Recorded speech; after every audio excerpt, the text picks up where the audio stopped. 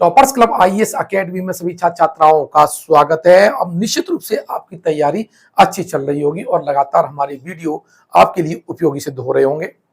आज हम इतिहास की श्रृंखला स्टार्ट करने जा रहे हैं जिसमें प्राचीन भारत का इतिहास है और इसमें से महत्वपूर्ण जो एंशिएंट हिस्ट्री के प्रश्न है उसको हम हल करेंगे। ठीक है, देख लेते हैं पहला प्रश्न क्या है। पहला प्रश्न है कि गुप्तकालीन संस्कृत नाटकों से संबंधित कौन सा कथन असत्य है। भास का दरिद्र चारुदत्त, हर्षवर्धन का नागानंद, राजशेखर का बाल रामायण। ठीक है, तो ध्यान रखिएगा, इसको हम एनालिसिस करते हैं। तो जो भास हैं जिन्हें गुप्त काल में कालिदास से पूर्ववर्ती संस्कृत के नाटककार हैं, कथाकार हैं, इन्होंने दरिद्र चारुदत्त लिखाई है। हर्षवर्धन ने नागानंद लिखा, ये भी सही है, ये कथन भी सही है। और राजशेखर ने बाल रामायण लिखी, यानी ये तीनों जो कथन है वो क्या है, सही है। लेकिन पूछा क्या है, गुप्तकालीन संस्कृत नाटकों से संबंधित कौन सा कथन असत्य है। अब कोई भी असत्य नहीं है, तो यानी कथन एक भी असत्य नहीं है, दो भी नहीं है, ना तीन सही है, यानी कोई कथन असत्य नहीं है। ध्यान रखिएगा, इसका जो राइट आंसर हो गया वो कौन सा हो गया, डी ऑप्शन आपका सही है। ध्यान रखना, ये गुप्तकालीन जो समय है, गुप्त काल जो है वो संस्कृत साहित्य का पुनरुत्थान काल कहा जाता है। संस्कृत की रचनाएं हैं, नाटक हैं, ग्रंथ हैं, इसमें लिखे गए हैं। कालिदास, भारवी और आपके भास जैसे विद्वानों ने युग और कालजयी किताबों की रचना की है। अब यहां से प्रश्न नंबर 2 की बात करते हैं। तो जैन साहित्य से संबंधित है प्रश्न ये, जैन साहित्य से संबंधित कौन सा कथन असत्य है। यानी जैन साहित्य को जिसे हम आगम साहित्य भी कहते हैं, अंग 12, उपांग 11, प्रकीर्ण 10 और छेद सूत्र 6। तो देखिए, अंग 12 होते हैं, लेकिन उपांग यहां पर 11 दे रखे हैं। उपांग कितने होते हैं, 12 होते हैं। कितने होते हैं, 12 होते हैं।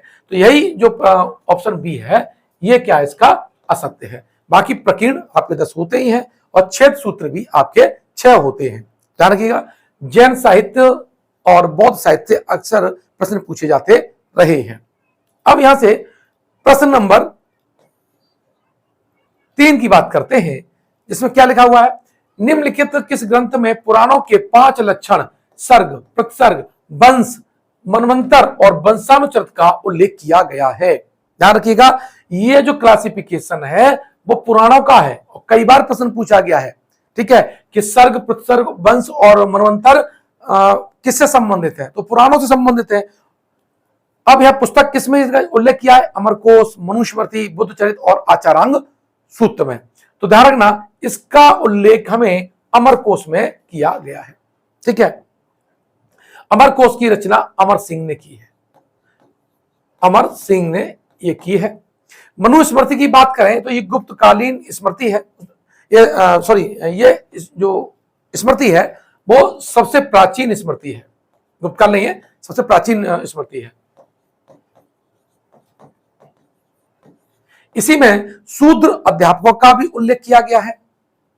किसका, मनुस्मृति में ही शूद्र अध्यापकों का उल्लेख किया है। बुद्धचरित और आचारांग सूत्र, बुद्धचरित बौद्ध धर्म से संबंधित है और आचारांग जो सूत्र है वो आपके जैन धर्म से संबंधित है। तो इस तरह से क्वेश्चन नंबर 3 में आपके कुछ ग्रंथ दे रखे हैं, अमरकोश, मनुस्मृति, बुद्धचरित और आचारांग सूत्र। आई थिंक इस बात को आप समझ गए होंगे। अब जो प्रश्न नंबर 4 है कि विक्रमशिला से संबंधित कथनों पर विचार कीजिए। इसकी रचना हर्षवर्धन ने की, पाल वंश के शासक इसके संरक्षक थे।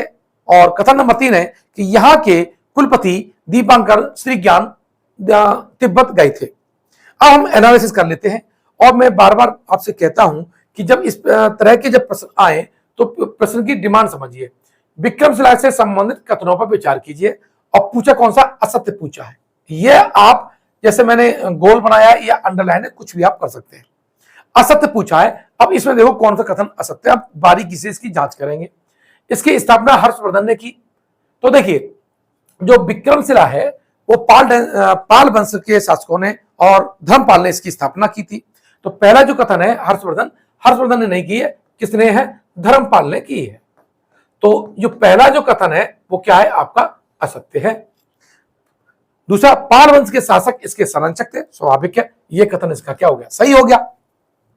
अब यहां के जो कुलपति हैं दीपांकर श्री ज्ञान, तिब्बत गए थे, तो ध्यान रखिएगा, चूंकि विक्रमशिला जो है वो इसमें तंत्रयान और महायान, वज्रयान, इन शाखाओं का केंद्र था, और तिब्बत में प्रचार प्रसार में, वहां पर बौद्ध धर्म के विकास में इन स्कूल का, यहाँ के विद्वानों का बहुत बड़ा योगदान है। ठीक है, तो इसके जो कुलपति थे वो थे दीपांकर श्री ज्ञान, और ये कहां गए थे, तिब्बत में गए थे। तो ये कथन भी आपका सत्य हो गया। पूछा क्या, असत्य है, तो एक कथन असत्य है, देख लेते हैं। कथन एक असत्य है, हाँ, कथन दो सत्य था ही, दो तीन सत्य थे और तीन सत्य थे, तो इसका जो राइट आंसर होगा वो होगा ए ऑप्शन, कि कथन एक क्या है, हमारा असत्य है। ठीक है, इस तरह से आप लिखेंगे और इसी को देख करके आप फॉर्म भरेंगे, वो OMR सीट भरेंगे तो ठीक रहेगा। अब द्रविड़ शैली का विकास किस राजवंश के समय दिखाई देता है? द्रविड़ शैली, देखिए मंदिर निर्माण कला की तीन शैलियां हैं, पेशर है, द्रविड़ है, ठीक है, और नागर शैली है। उत्तर भारत में नागर शैली, दक्षिण में द्रविड़, और मध्य भारत में आपकी हमें बेसर शैली दिखाई देती है। लेकिन प्रश्न की डिमांड है कि द्रविड़ शैली का विकास किस राजवंश के समय दिखाई देता है? चौहान वंश और पृथ्वीहार वंश, हर्षवर्धन और चालुक्य वंश, चंदेल वंश और गहरवाल वंश, पल्लव और चोल वंश। ठीक है, तो इसका जो राइट आंसर है वो है आपका पल्लव और चोल वंश के समय जो द्रविड़ शैली है ये बहुत फली फूली, इसको संरक्षण मिला और बड़े बड़े विशालकाय मंदिरों का निर्माण इन राजवंशों के समय हुआ है। ठीक, चौहान बात कर लेते हैं। चौहान कहाँ है? चौहान अजमेर और दिल्ली तक का शासन है। ठीक है, प्रतिहार वंशों ने, देखिए जब त्रिपक्षीय युद्ध हुआ था कन्नौज को लेकर के, तो उसमें जो अंतिम विजय प्राप्त हुई वो प्रतिहार वंश को हुई थी। उसमें तीन शासक लड़े थे, एक तो राष्ट्रकूट ने भाग लिया था, दूसरा प्रतिहार ने भाग लिया था, और पाल वंश बंगाल के जो लोग थे, तीन लोगों ने भाग लिया था। ठीक है, हर्षवर्धन भी कन्नौज के शासक रहे हैं। चंदेल वंश आपका कहां था? बुंदेलखंड थे, जिसके जो संस्थापक हैं वो नन्नुक हैं। गहरवाल वंश कन्नौज के शासक थे, और धर्मनाथ जयचंद इसी वंश के थे। अब प्रश्न 6 बहुत इंपॉर्टेंट है, विशेषकर अब जो यूपीएससी और पीसीएस की जो डिमांड है वो डीपली हो गई है। कुछ तथ्य इतना सरल दे देता है, आसानी से बन जाता है, और दो चार फैक्ट ऐसे दे देता है जो टफ होते हैं। इसी में बेसिक जानकारी देने वाला ये प्रश्न है कि कोपेनहेगन संग्रहालय की सामग्री से पाषाण, कांस्य और लौह युग का त्रियुगी विभाजन किसने किया था? थॉमसन ने, लुबाक ने, टेलर ने और चाइल्ड ने। देखिए, जब भी आप इस बात को समझें कि पाषाण काल को समझें तो पहले शब्दावलियां समझ लें। जो पुरा पाषाण या पाषाण काल की जो शब्दावलियां हैं वो हमने फ्रांस से ली हैं। कहां से ली है? फ्रांस से। इसका तो राइट आंसर ए ऑप्शन है, थॉमसन। ठीक है, क्या है? थॉमसन है। लेकिन थॉमसन क्यों है, मैं इसके बारे में बताता हूं आपको। जितनी आपकी पुरा पाषाण काल की शब्दावलियां हैं वो फ्रांस से ली गई हैं, लेकिन 1776 की हम बात करें, सुंप महोदय ने पहली बार यह विभाजन किया था। बाद में डेनमार्क की राजधानी आप जानते हैं कोपेनहेगन है, और वहां पर जो आर्कियोलॉजी में वर्क हुआ, वहां रिपोर्ट प्रकाशित हुई, और उन्होंने जो थॉमसन महोदय हैं इन्होंने अपनी सहमति जताई सुंप के साथ में, और इन्होंने उन्हीं का वर्गीकरण को मान लिया। ठीक है, तो अब चूंकि ऑप्शन में सुंप नहीं है तो क्या है? थॉमसन है। और जब प्रश्न आया था तो उसमें थॉमसन ही दे रखा है, तो आप समझ लीजिएगा। अब जॉन लुबाक की बात कर लेते हैं। जॉन लुबाक जो है, जो नवपाषाण शब्द है, कौन सा? नवपाषाण जो शब्द है, इसके जो जानकार, इसके प्रथम प्रयोगकर्ता है वो कौन है? जॉन लुबाक है। ध्यान रखिएगा, नवपाषाण शब्द का प्रयोगकर्ता जॉन लुबाक है। कई बार ये प्रश्न पूछा गया है। अब यहां से प्रश्न नंबर 7 की तरफ जाते हैं। तो प्रश्न नंबर 7 क्या कहता है कि उत्खनित प्रमाणों के अनुसार पशुपालन का प्रारंभ हुआ था। बहुत महत्वपूर्ण प्रश्न है, पाषाण काल से संबंधित है। निचले पूर्व पाषाण काल में, मध्य पूर्व पाषाण काल में, ऊपरी एवं पाषाण काल में और मध्य पाषाण काल में। तो देखिए, पशुपालन के जो साक्ष्य हैं वो हमें मध्य पाषाण काल में दिखाई देते हैं। जैसे आप जब यूपी सॉरी इंडिया का जो नक्शा देखेंगे तो ये आपका राजस्थान है और ये आपका एमपी है। तो राजस्थान में एक भीलवाड़ा जिला है, वहां पर स्थान है एक बागोर, और मध्य प्रदेश में आपका है आदमगढ़। आदमगढ़, ठीक है बच्चों, ये क्या है, एमपी में है। और पशुपालन के प्राचीनतम साक्ष्य इन दो साइट से हमें प्राप्त होते हैं, और ये दोनों साइट किस काल की है, मध्यपाषाण काल की है। तो आपका आंसर हो जाएगा मध्यपाषाण काल। और स्थान पूछ लेता है, बागोर कई बार पूछा गया है, आदमगढ़ कई बार पूछा गया है, तो आप इस बात को समझ लिए होंगे। अब बात कर लेते हैं पुरापाषाण काल की। पुरापाषाण काल में मनुष्य ने क्या सीखा? पुरापाषाण काल में मनुष्य जो था वो खाद्य संग्राहक था, उसका खानाबदोश जीवन था, यायावर था, कोई स्थायी व्यवस्था नहीं थी रहने की, और ना ही कोई स्थायी जीवन है, जानवरों की तरह रहता था। परिवार जो प्रणाली है वो भी विकसित नहीं हुई थी। कच्चा मांस और कच्चे फल कंदमूल खा के अपना जीवन यापन करता था। नदियों के किनारे रहता था ताकि पानी आसानी से मिल जाए और गुफाओं में आवास मिल जाए। ठीक है, अब देखिए प्रश्न नंबर 8। एक ही कब्र से 3 मानव कंकाल निकले हैं। ए ऑप्शन है सरायनाहर, दमदमा, महदहा और लंगनाच। ठीक है, तो इसका जो राइट आंसर है वो है दमदमा। ठीक है, दमदमा से क्या है, यहां पर 41 मानव कंकाल प्राप्त हुए हैं, मानव कंकाल प्राप्त हुए हैं। ठीक है, और उसी में एक ऐसी कब्र है जिसमें 3 मानव कंकाल प्राप्त होते हैं। ठीक, अब प्रश्न नंबर 9 की तरफ चलते हैं कि खाद्यान्नों की कृषि सर्वप्रथम कहां प्रारंभ हुई? नवपाषाण काल में, मध्यपाषाण काल में, पुरापाषाण काल में, या प्रोटो हिस्ट्री यानी प्रोटो ऐतिहासिक काल में? ठीक है, तो नवपाषाण काल, मध्यपाषाण काल, पुरापाषाण काल और प्रोटो। इसका जो राइट आंसर है कृषि का पूछ रहा है, और कृषि का जो आविष्कार हुआ है वो नवपाषाण काल में हुआ है, न्यूलिथिक इरा में हुआ है। अब यहां से स्थान पूछ सकता है, तो यहां पर सबसे प्राचीनतम साक्ष्य हमें लहुरा द्वीप से मिलते हैं। ये कहां पर है? ये संत कबीर नगर में है। कहां पर है? संत कबीर नगर में। और ये कहां पर है? यूपी में है। और अगर संत लहुरा द्वीप ऑप्शन में नहीं है तो आप मेहरगढ़ लगाएंगे। मेहरगढ़ कहां है? ये पाकिस्तान में है, और पाकिस्तान, ठीक है।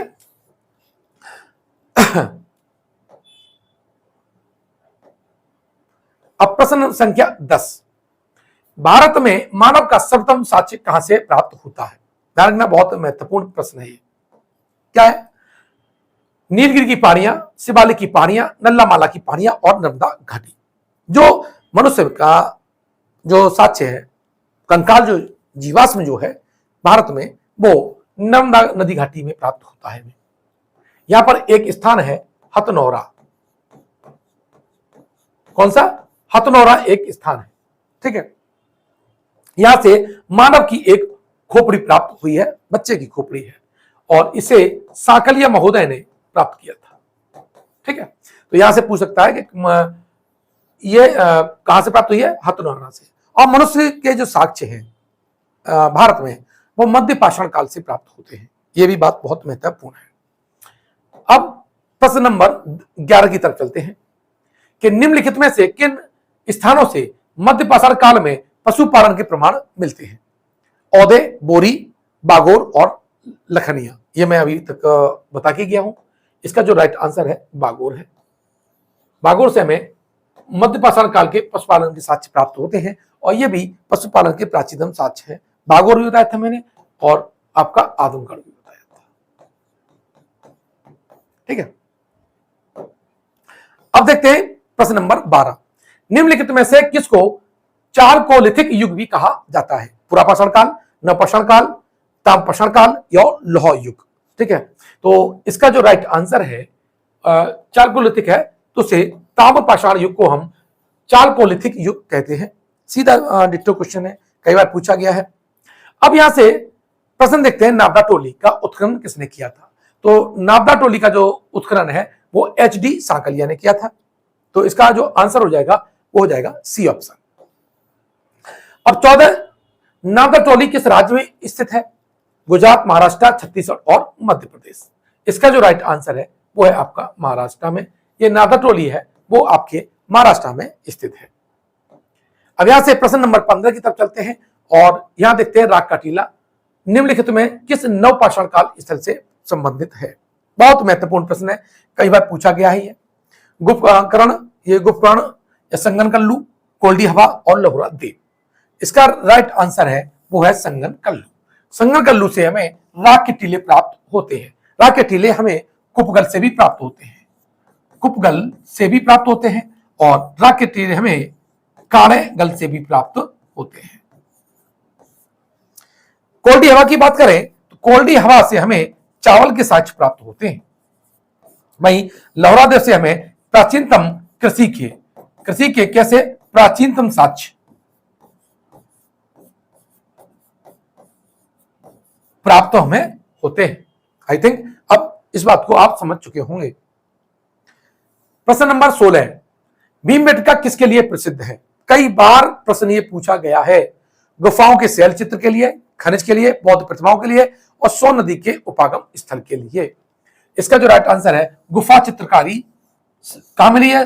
भीमबेटका से प्राप्त हुई है। भीमबेटका क्या है? यह पुरापाषाण काल से संबंध है। इसका संबंध किससे है? पुरापाषाण काल से है। आई थिंक इस बात को समझ चुके होंगे। और यह भीमबेटका है कहां है? एमपी में है और रायसेन जिला में। कहां पर है? रायसेन जिला में है। और यहां पर हमें चित्रकला के साक्ष्य प्राप्त होते हैं। इससे एक बात और सिद्ध होती है कि मनुष्य ने चित्र बनाना, गुफा चित्रकारी पुरापाषाण काल में ही सीख ली थी। अब देखो प्रश्न 17 देखते हैं कि ताम्राश्म काल में महाराष्ट्र के लोग मृतकों को घर के फर्श के नीचे किस तरह रखकर दफनाते थे? उत्तर से दक्षिण की ओर, पूर्व से पश्चिम की ओर, दक्षिण से उत्तर की ओर और पश्चिम से पूर्व की ओर। इसका जो राइट आंसर है प्रिय छात्राओं वो है उत्तर से दक्षिण की ओर। ये ध्यान रख लीजिएगा, कई बार प्रश्न आया है और थोड़ा सा लोग कंफ्यूजन के चक्कर में गलत कर देते हैं। प्रश्न नंबर 18 की तरफ चलते हैं कि निम्नलिखित में से किस स्थल से मानव कंकाल के साथ कुत्ते के कंकाल भी समाधान से प्राप्त हुआ है? बहुत महत्वपूर्ण प्रश्न है। नालंदा, बुर्जहोम, चिरांद और मास्की। इसका जो राइट आंसर है वो है आपका बुर्जहोम। बुर्जहोम में जो कब्र मिली है उसमें मनुष्य के कंकाल के साथ साथ आपके ये अपने कुत्ते के भी कंकाल प्राप्त हुए हैं। अब बात अन्य ऑप्शन की कर लेते हैं।